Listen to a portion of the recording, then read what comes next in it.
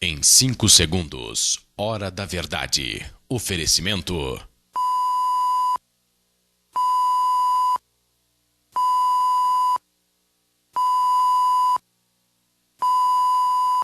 Cristais São Marcos, há 50 anos produzindo arte.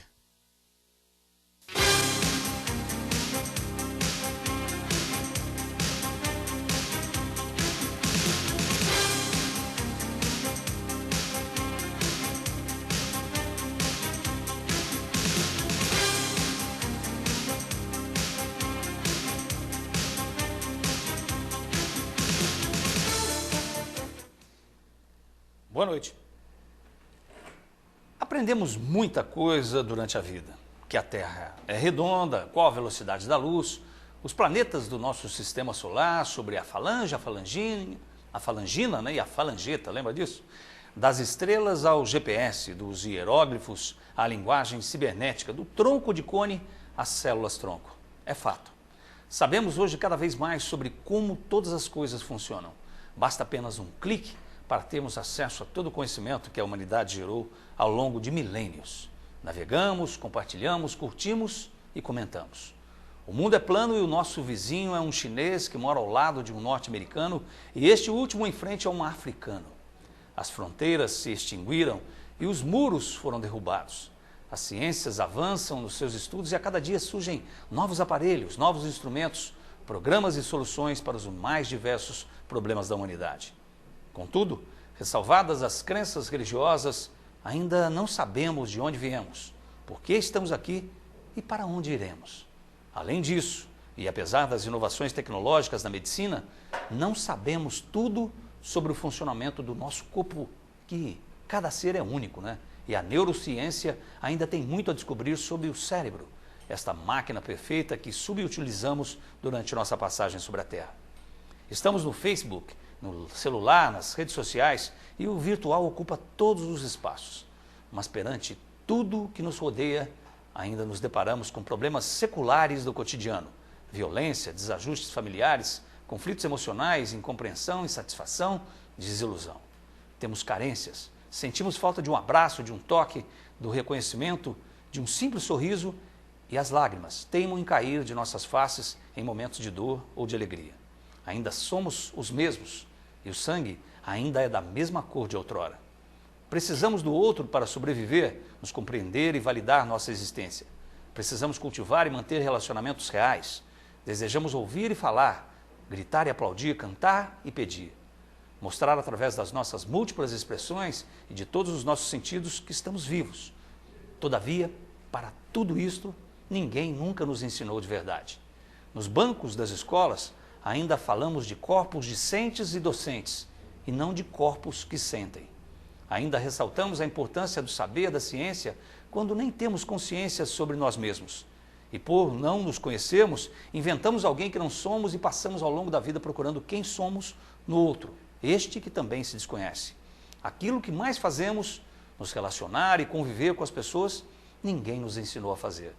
Vamos aprendendo ou não nos erros e acertos, aos trancos e barrancos, buscando nas cicatrizes as causas dos nossos ferimentos.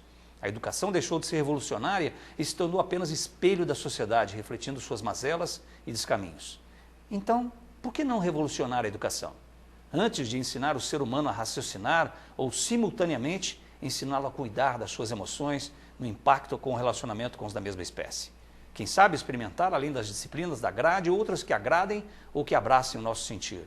Que tal história da vida, geografia dos sentidos, matemática das relações, física das sensações, linguagem do amor?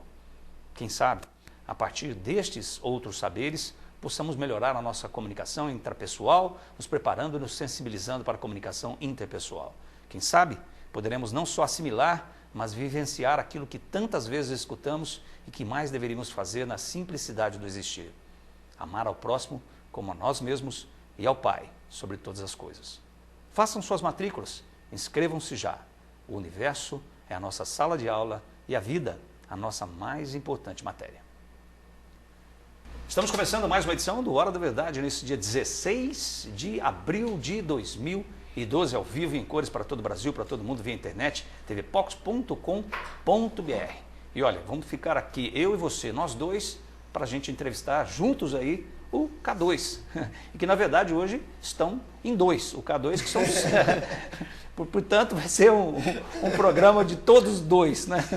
E mais nós dois, eu e você que está assistindo esse programa aqui, a gente vai conversar com esse grupo Poços-Caldense, né? De tantas histórias, né? De tão jovem, mas de tantas histórias.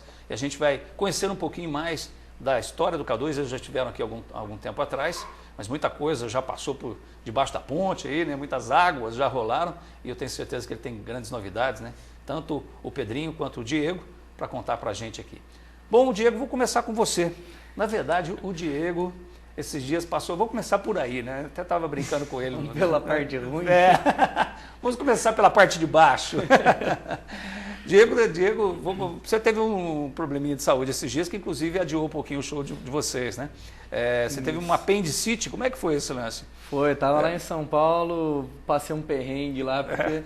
Não sei, todo mundo sabe como é que é aquela cidade, né? Sim. Então, até eu encontrar o posto de saúde que me atendesse, foi tenso. Isso quer dizer que você teve esse problema lá em São Paulo? Foi lá em São Paulo, eu ia vir na terça-feira, a gente estava num trabalho lá no final de semana, né, de produção técnica, e a gente ia vir na terça-feira a hora que acordasse, né, né?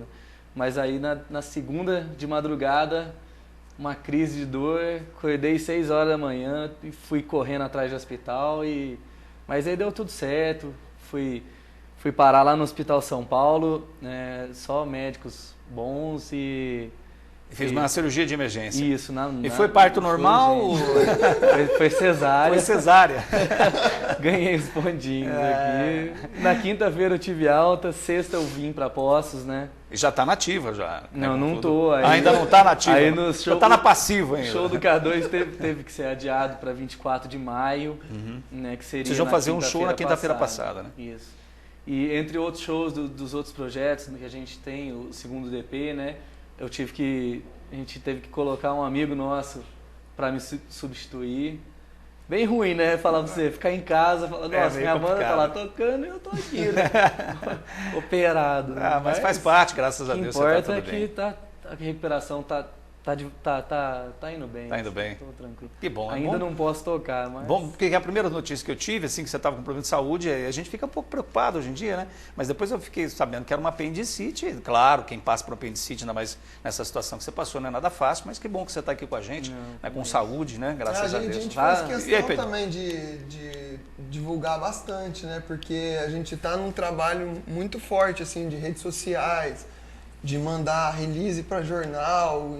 Então, quando deu isso, a gente, né, teve que adiar o show. Então, tinha todo um procedimento de que o ingresso vale para maio, ou então a pessoa podia pedir a devolução do dinheiro. Então, deu uma repercussão também.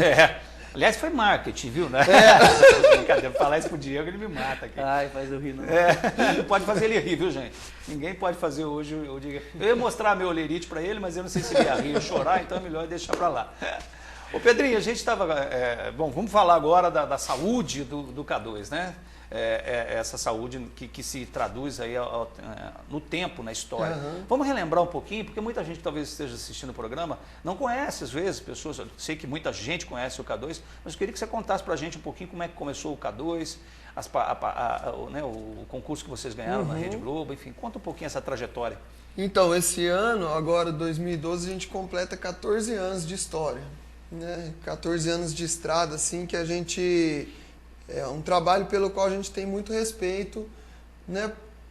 Porque a gente, quando começou, era adolescente e a gente se transformou no que a gente é muito através da banda. A gente conheceu inúmeros lugares que, se não fosse por ser músico e tocar, a gente não tinha conhecido, tanto de gente que a gente conheceu.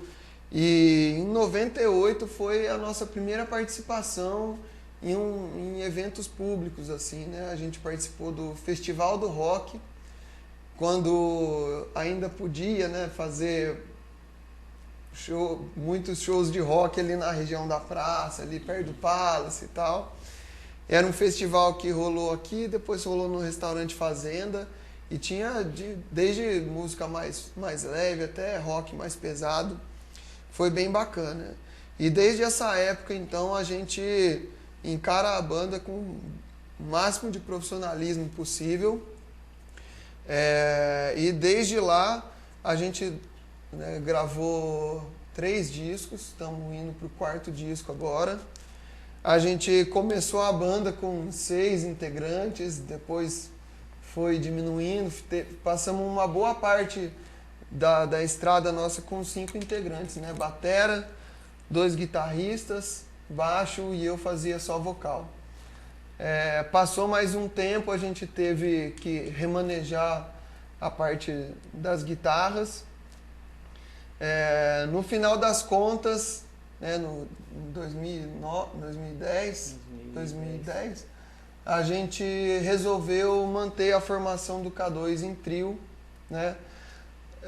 E todo mundo que mexe com música, mexe com arte, sabe a dificuldade que é querer levar isso, enxergar isso como um objetivo, como um projeto. Ou seja, transformar um grupo que era em 6 pessoas, hoje em 3 pessoas, é isso? Isso. Só que assim, são 3 pessoas que encaram isso. Mas vamos falar de instrumentos aí. Quais são os instrumentos que vocês carregam em 3 pessoas? É power trio, baixo, batera, guitarra, todo mundo tá cantando. E assim, a vibe no show tá bem legal. Todo mundo que foi depois que teve essa reformulação falou que tá muito interessante. E a gente fica super feliz, porque eu sempre toquei violão, mexi com guitarra, essas coisas, mas nunca oficialmente, né, tinha assumido. E aí quando a gente falou, ou a gente freia, breca a banda e deixa pra depois, ou a gente encara esse desafio de fazer em trio mesmo, com pessoas que estão acreditando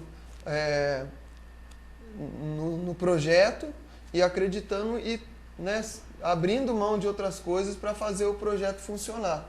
Isso é muito legal, porque eu vejo o trabalho de vocês, né? Porque a gente vê muitas bandas nascendo, né? Aquelas bandas que a gente antigamente você chamava de bandas de garagem, né? Que as bandinhas, tem banda para todos os bairros de Poços, deve estar nascendo uma banda aí, a moçada gosta disso. E é claro que isso passa a ser, para alguns, para a maioria pelo menos, passa a ser apenas uma coisa de juventude, de adolescência, depois isso se esvai.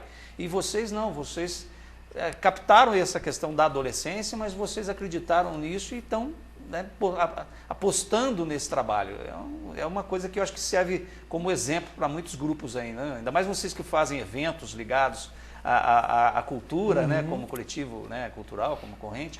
Eu acho que é legal isso, né? E até essa questão do coletivo tem bastante a ver com o processo que a gente acredita, assim. A gente teve que sair daqui de Poços porque aqui não tinha espaço nenhum. E hoje a gente se questiona se ainda tem. Se ainda existe estrutura pública, se existem plataformas, se existem casas de show que apoiam do jeito que tinha que ser. Só que quando a gente começou, as bandas que faziam música própria ou eram muito underground, né, e organizavam pequenos festivais, mas sem uma visão de querer viver de música, ou então não tinha ninguém. Ou as bandas que tinham brigavam muito rápido assim e acabava a banda. Então a gente conseguiu investir nesse trabalho, só que a gente teve que sair daqui. E hoje a gente percebe que é possível, né, se existir uma organização, uma sistematização das pessoas que têm vontade de trabalhar com arte, com música, de pelo menos melhorar a estrutura da cidade para que acolha mesmo os artistas que querem investir nisso, né? E se for sair da cidade, que saia daqui um tempo, mas já sai com uma bagagem. Muito bom. A gente teve que buscar essa bagagem fora daqui.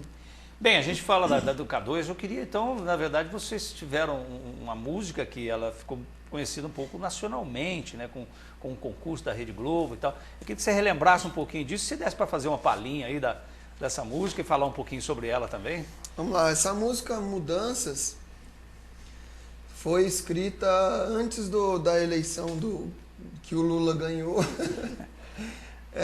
A primeira, né? A gente sempre foi simpatizante do não capitalismo selvagem, assim. Então, todas as músicas da banda no fundo tem um reflexo social. Uma reflexão em cima do que a gente é capaz de entender desse fluxo de informações, né? E a música Mudanças venceu o festival Coração de Estudante em Ouro Preto. O júri era presidido pelo Milton Nascimento, né? Então a gente tem isso como referência, né? Mas a gente já não usa isso como a única referência da banda, né? A gente está atrás de novos marcos e etc. Um trechinho aqui. Vamos refletir pra revolucionar, mostrar que o amanhã não é distante, pra ver tudo mudar. Não falo isso da boca pra fora, não falo isso por intuição, mas eu preciso te passar essa mensagem, porque uma voz está gritando no meu coração, abolindo todo preconceito, nos libertaremos dessa escravidão, e nem que leve mais de 1 milênio, vou mostrar que preto e branco também são irmãos. Vamos refletir pra revolucionar, mostrar que o amanhã não é distante, pra ver tudo mudar.